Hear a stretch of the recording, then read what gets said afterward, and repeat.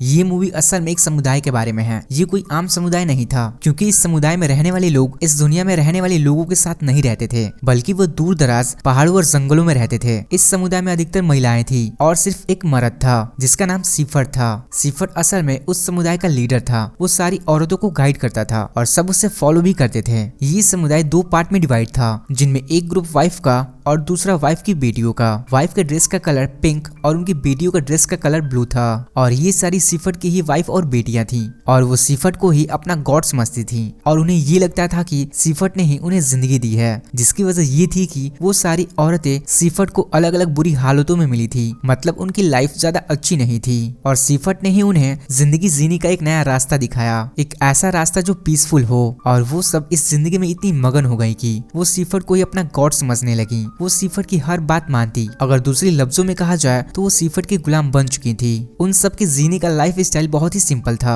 और दुनिया के लोगों से वो बिल्कुल ही दूर रहती थी। यहाँ तक कि अगर कोई बीमार भी हो जाता था तो उसे हॉस्पिटल नहीं लेकर जाया जाता। और इस समुदाय के कुछ रूल भी थे जो खुद सीफर्ट ने ही बनाए थे और सब रूल को कठोरता से पालन भी किया जाता था, क्योंकि इस समुदाय में बहुत ज्यादा औरतें ही थी तो पीरियड्स होना एक नॉर्मल बात थी। और जब किसी फीमेल को ऐसा होता था तब उसे उन दिनों समुदाय से अलग रखा जाता, क्योंकि वो लोग मानते थे कि इन दिनों में वो औरत इम्प्योर हो जाती हैं। चाहे कोई भी बात होती, वो सीफर्ट के अलावा किसी और को सुनाना अलाउड नहीं था। यहाँ तक कि सारी बातें, सारी चीजें सीफर्ट के कंट्रोल में ही थी। यहाँ तक कि खाना खाते वक्त, सोते वक्त, हर वक्त सीफर्ट को ही याद किया जाता था, जैसे कि कोई इंसान प्रेयर कर रहा हो। यही नहीं, उन्हें सीफर्ट पर इतना विश्वास था कि उन्हें लगता था कि सीफर्ट उन्हें इंटरनल लाइफ दे सकता है। सीफर्ट की बेटियों में से जो उसकी सबसे फेवरेट बेटी थी, जिसे वो सबसे ज्यादा लाइक करता था, उसका नाम सैला था। इसकी वजह ये थी कि वो समझता था कि सैला बिल्कुल प्योर है और वो भी बाकियों से अलग ही थी। और उसकी माँ की डेथ तब हुई थी जब उसकी माँ ने उसे जन्म दिया था। सैला उससे हमेशा अपनी मदर के बारे में पूछती थी,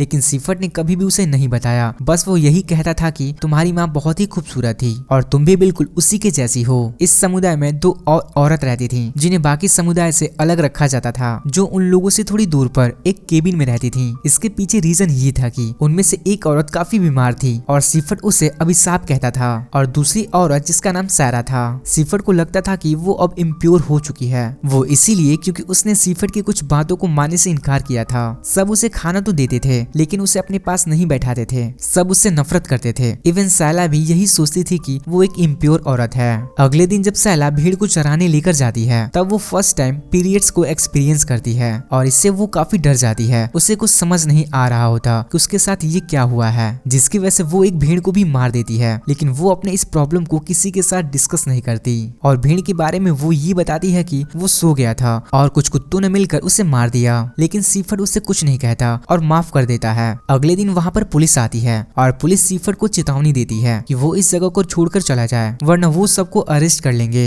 इस बात को लेकर सीफर्ट काफी चिंता में होता है, लेकिन वो अपनी सारी वाइफों को और बेटियों को इकट्ठा करता है और सबको बताता है कि इस दुनिया के लोग उन्हें इस जगह पर जीने नहीं देंगे, उन्हें इस जगह को छोड़कर जानी होगी और जैसे हम इस जगह पर आए थे इसी तरह हम किसी और जगह पर जाकर बस जाएंगे। सैला के अलावा बाकी सब खुश होते हैं कि अब वो किसी नई जगह पर जाएंगे और अगले ही दिन वो लोग अपना सारा सामान लेकर किसी नई जगह की तलाश में निकल जाते हैं। रात को वो लोग आराम करते थे और दिन में जर्नी। जब से सैला को पीरियड्स का इशू हुआ था उसको डरावने सपने आते थे, खास तौर पर सीफर्ट के बारे में। उसे लगता था कि कुछ गलत तो हो रहा है। अपने इस सफर के दौरान उन्हें किसी जगह पर एक पुराना खाली घर भी मिलता है, क्योंकि वो सर्दी का मौसम था और बगैर शेल्टर के रहना बहुत मुश्किल था। और इतनी सर्दी होने के बावजूद भी सीफर्ट वहाँ रहने से इनकार कर देता है और वो कहता है कि हम यहाँ नहीं रह सकते, ये टूटे हुए लोगों का घर है। और वो कहता है कि हम इन लोगों से अलग हैं, हमें इन जैसा नहीं बनना। और वहीं पर वो रात को टेंट लगाकर रात गुजारते हैं। और फिर सैला की बहनों में एक को सैला के पीरियड्स के बारे में पता चल जाता है। ये बात वो सबको बता देती है और सीफर्ट के कहने पर ही कुछ दिनों के लिए सैला को ही उस इम्प्योर सैरा के साथ रखा गया। इस दौरान सैला को काफी कुछ बताती है, खास तौर पर उसकी मदर और सीफर्ट के बारे में। वो बताती है कि जब सैला पैदा हुई तब उसकी माँ बहुत बीमार थी, उसे इन्फेक्शन हो गया था, उसे डॉक्टर की जरूरत थी, लेकिन सीफर्ट की वजह से उसे हॉस्पिटल नहीं ले जाया गया और फाइनली उसकी डेथ हो गई। तब सैला उससे पूछती है कि आप अभी तक यहाँ पर क्यों हैं? ये सब कुछ छोड़कर चली क्यों नहीं गई? जिस पर वो कहती है कि अब मैं इस जिंदगी की आदी हो चुकी हूँ और मुझे तो ये भी नहीं पता कि मैं कौन हूँ।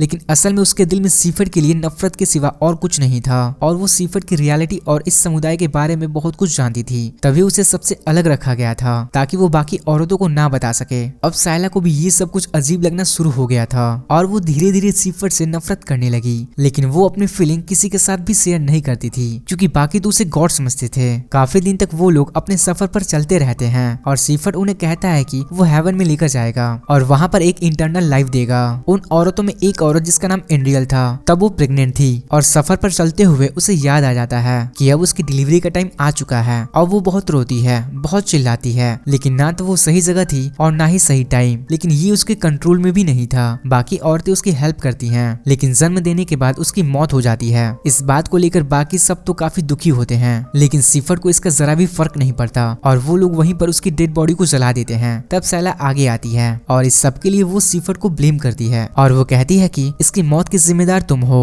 इसके बाद भी वो अपना सफर जारी रखते हैं, लेकिन सारा अब उस समुदाय का पार्ट नहीं होती, वो उन्हें छोड़ चुकी होती है क्योंकि एंड्रियल ने जिस बच्चे को जन्म दिया था वो एक लड़का था और सीफर्ड का असूल था कि समुदाय में सिर्फ एक ही मर्द होना चाहिए और यही वजह है वो उस बच्चे को वहीं छोड़ देते हैं और सारा उस बच्चे के लिए वहीं पर रुक जाती है। लेकिन वो सैला को समझाती है तुम एक स्ट्रॉन्ग लड़की हो, तुम्हें अपनी बहनों को भी समझाना है। सीफर्ड उन सबको लीड कर रहा होता है, वो सब थक चुके थे और यहाँ पर ऐसा फील होता है कि जैसे सीफर्ड खुद ही रास्ता भटक गया हो। और तब सीफर्ड की बेटियों में से एक बेटी सिर्फ ये कहती है कि हमें शायद अलग रास्ते पर जाना था, जिस पर सीफर्ड काफी भड़क जाता है और वो उसे डांटता है कि अब तुम मुझे सिखाओगी कि कैसे लीड करते हैं। और सीफर्ड सबके सामने उसे पीटना शुरू कर देता है। वो काफी रोती है और कहती है कि मुझसे गलती हो गई है, लेकिन इसके बावजूद भी कोई उसकी हेल्प नहीं कर रहा था। वो उसे काफी बुरी तरह से घसीटता है और कहता है कि मुझे मत सिखाओ कि कैसे लीड करना है। और एक बार फिर से वो चलने लगते हैं और सारी औरतें सीफर्ड को ही फॉलो करती हैं। काफी दिन सफर करने के बाद फाइनली वो अपने डेस्टिनेशन तक पहुंच जाते हैं। वो काफी बड़ा और बहुत ही सुंदर लैंड था और सीफर्ड उनसे कहता है कि मैं तुम्हें दुनिया में ही हेवन दे रहा हूँ और आज से हम इसी जगह पर रहेंगे। और इस बात से सब लोग काफी खुश हैं। झील पर पहुंचते ही वो अपनी सब बेटियों को नहलाकर प्योर कर देता है और उससे अपने सारी वाइफों से वादा किया था कि उन्हें एक इंटरनल लाइफ देगा। लेकिन उन्हें ये नहीं पता था कि वो किस किस्म का इंटरनल लाइफ होगा।